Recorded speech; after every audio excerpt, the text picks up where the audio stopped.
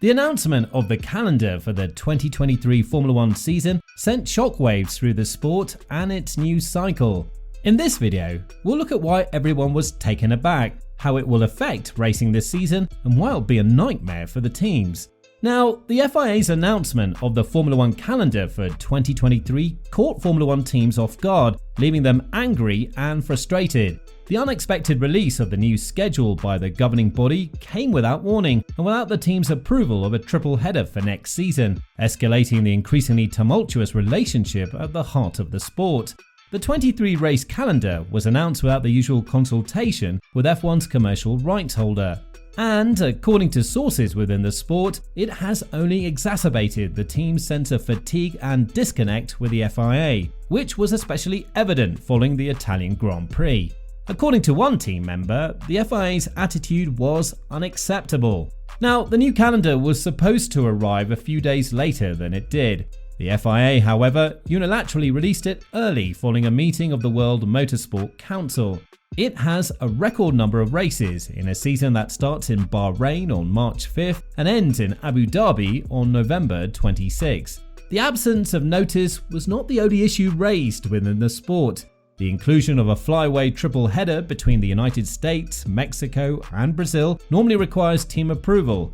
It's expected that they will eventually accept the proposal, as they have in the past. But there was outrage that the FIA didn't consult with them prior to making things official. F1 officials were also taken aback by the announcement, which is unlikely to improve the sport's already strained relationship between its owners and its governing body. The sport was not given the opportunity to separately publicise the new deal they'd made with the Monaco GP until 2025, nor was the date of the new Las Vegas GP yet confirmed publicly.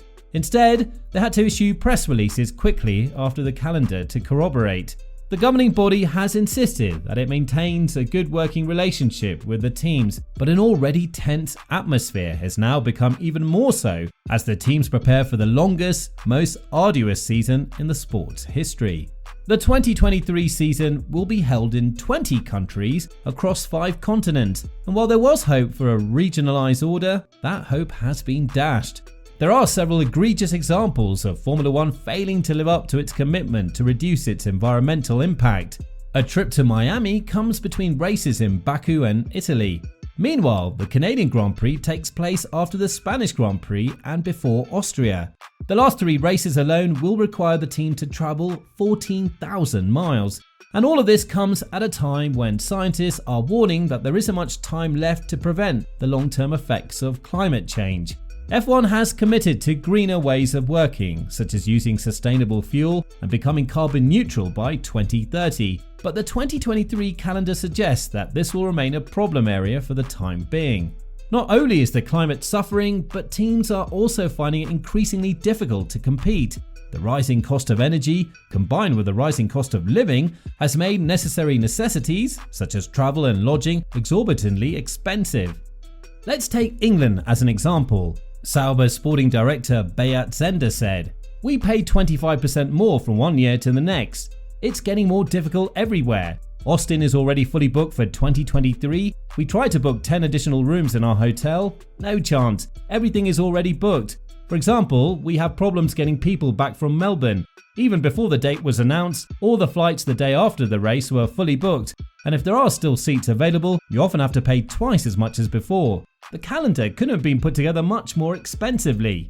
Zender is not alone in his dissatisfaction, as more and more paddock members attempt to highlight the impact such demands have on the personnel. While teams at the front of the grid will be able to rotate their staff from race to race based on their needs in order to keep more of their people fresh as the season progresses, smaller teams like Haas will not have that luxury, according to their team boss. "I'm not as privileged as them, you know. I have to go to races, actually. These are the rich people who can afford not to go because they've got so many people working for them," Haas team principal Gunther Steiner quipped. "And to be honest, I don't dislike going to races. This is what I'm doing, what I like most. Going racing, it's one of the things I do like. I'll go hopefully to all races because you never know if you'll get sick on one of them or something. I hope not, and I'll go to all of them. It's a long season, but rotating the staff, we don't have a plan to rotate continuously proper whole team. There will be a few positions will rotate in the team, but the main people, the mechanics and the engineers, will always be the same.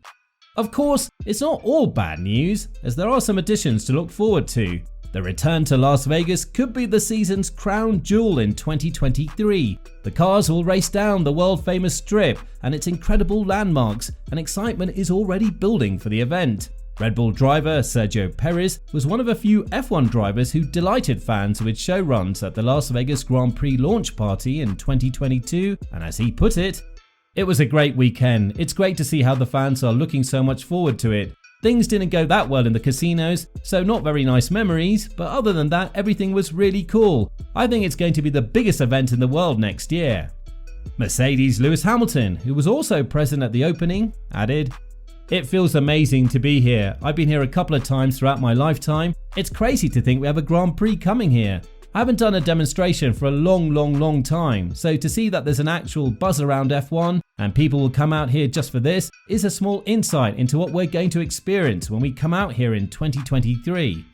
While Hamilton is a fan of F1's existing US venues, including the Miami International Autodrome and Austin's Circuit of the Americas, he's also looking forward to racing on the famous strip. Miami was held for the first time this year, which was amazing. Austin has always been a success and incredible with the fans there, but I think there's something else about Vegas. I think there's an unbelievable amount of energy in one little space, so the weekend when we have the race here, I don't even know how we're going to be moving. It will be the busiest time, I would imagine, in Vegas. The race will be incredible. Sprint weekends are also something to look forward to. The F1 Sprint format sees the standard 1-hour qualifying session shifted to Friday, setting the grid for a 100-kilometer dash on Saturday, which in turn sorts out the starting order for Sunday's main event. The number of sprint weekends will double this season, with a new format held in Azerbaijan, Austria, Belgium, Qatar, the United States in Austin, and Brazil this season. Interlagos will continue to host Sprint after successful stints in 2021 and 2022, while the Red Bull Ring also featured the revised format last season. Sprints have also been held at Silverstone, Monza, and Imola in the past. The 2023 Sprint venues were chosen after extensive research into the best tracks for the format, including overtaking opportunities, close racing, and high-speed sections, and are intended to ensure competitive on-track action across all 3 days of the selected Grand Prix weekend. The FIA also announced that the team's cost cap allowance for each sprint event will double from next year onwards, from $150,000 to $300,000, in an attempt to alleviate the pressures from the revised calendar. Meanwhile, Stefano Domenicali, president and CEO of Formula One, welcomed the increase from 3 to 6 events for next year. We've seen a hugely positive reaction to the F1 sprint events during the first 2 years of its running, and we can't wait to bring even more action to fans with 6 events next year, including our first US F1 sprint in Austin.